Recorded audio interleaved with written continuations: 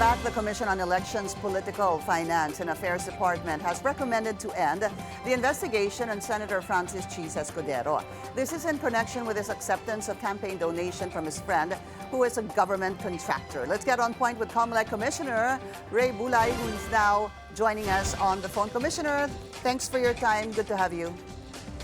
Thanks for having me. Good evening. Let's understand this, Commissioner. So the Political and Finance Department, that's an office within the Comelec, cleared Senator Chiz Escudero and Lawrence Lubiano of any wrongdoing with regard to this 30 million donation of Lubiano to the senator, basically saying that the money came from Lubiano's personal capacity and not that of Centerway's construction. At least that's how I'm understanding it. Would that be correct, Commissioner? That is correct, ma'am. Okay. It is. My next question, Commissioner, is how did they ascertain that? The law. We have this factual investigation, and we allowed both the contributor and the recipient explain their side, explain their position on those things. So basically what we have is a pronouncement, statement by Mr. Lubiano that the money is from his personal account and it's not in any way connected with the Centerways Construction Corporation, wherein he's the president. Okay. So that is how, and Senator Escudero said he is just being transparent by stating it in his soche as he received it from his friend. That's a little, that's a little mind-boggling for me, Commissioner. I hope you don't mind, because if the office within the Comelec asked for the testimony or the explanation of Centerway's President Lawrence Lubiano and Senator Chiz Escudero, I cannot imagine Lawrence Lubiano saying it came from Centerways, knowing that that's a violation of Section 95 of the Omnibus Election Code. That is correct, Pinky. But the law is clear and unambiguous.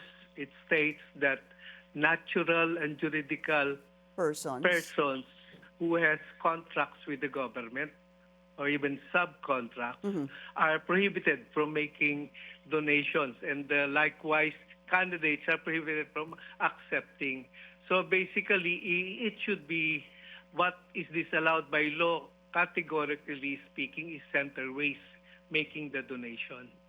Yeah, but they have active government contracts. Centerways does, yeah. And Centerway's president is Lawrence Lubiano. I guess the question, sir, is, just I hope you can explain it better to me because I still don't quite get it. I will try my best. If there is this just a seeming violation under Section 95 of the Omnibus Election Code, basically sinasabing bawal magbigay ng pera any person to a politician that may have direct or indirect interest, etc., or have active government projects.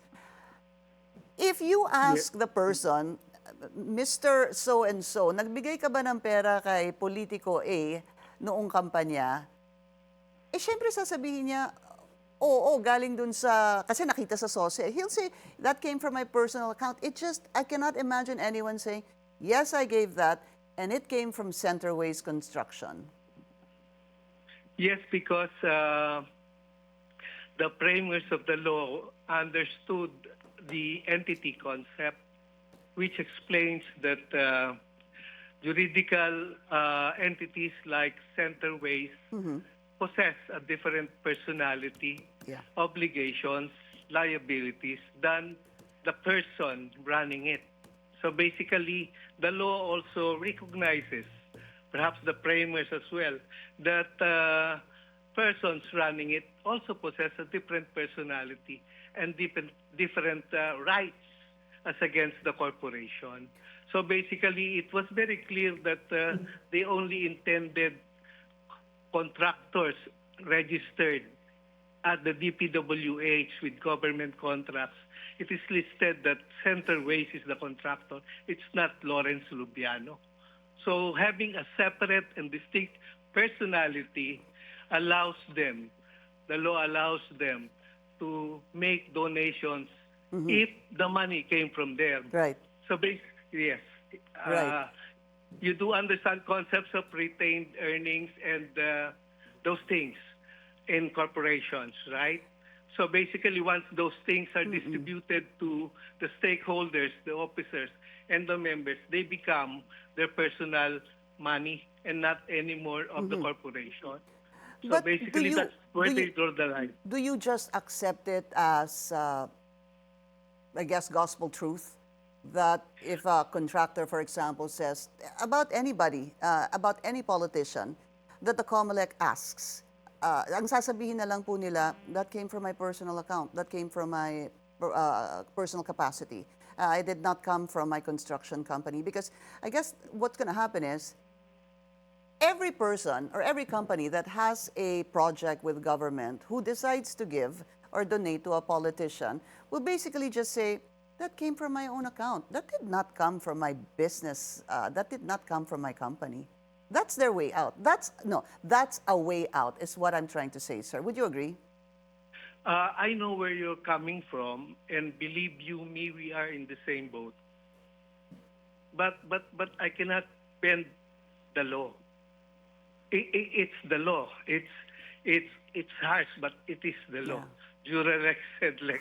So we cannot, as much as we want to, we can only go that far. Firstly, because it's a motu proprio investigation. Yeah.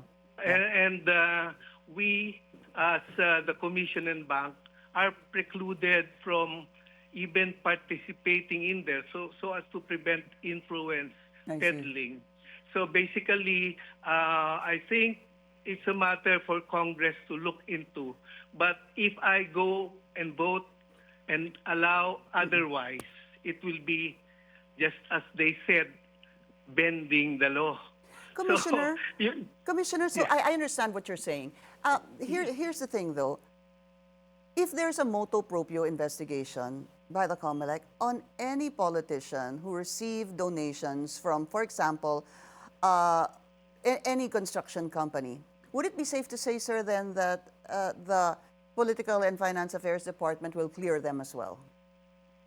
Of course, ma'am. But first, we asked, if you will recall, Chairman Garcia said we wrote the DPWH to tell us if these contractors who are listed in the sources of all these candidates are contractors included in the list of President BBM, Right.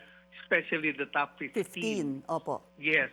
But right now, what happened is we asked the DPWH all contractors we saw in the social list of its candidates, even glass makers, glass factories, and that stuff.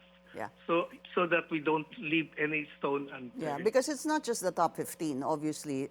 When we're talking about construction companies, these are just the top 15 that the President mentioned during the sumbong mo sa Pangulo. Nung sinabi po niya, mahiya naman kayo, and then he actually showed 15 companies, construction companies, who apparently cornered about 20% of the projects, ano po, and Centerways was one of them. True. That's why I unfortunately I don't have time. That's why I ask that question again. Any of those 15 construction companies who may have donated to any politician, parang it's easy for, sir, to say that, the Political and Finance Affairs Department can also clear them, because all those 15 can also say that money came from my personal capacity and not that construction company. Would that be correct, sir? Yes, ma'am. And we asked questions to Mr. Lobliano, saying that, is there a board resolution? Because his company is a corporation. It's run by a board. So we tried to look into board resolutions stating allowable donations to any candidate as well. Okay. So that's the only thing we can do. Yeah. That's the only thing we can do. And maybe also, commissioners, on a last note, maybe something, Section 95 of the Omnibus Election Code should actually, do you think it needs to be amended, updated? Yes, Okay.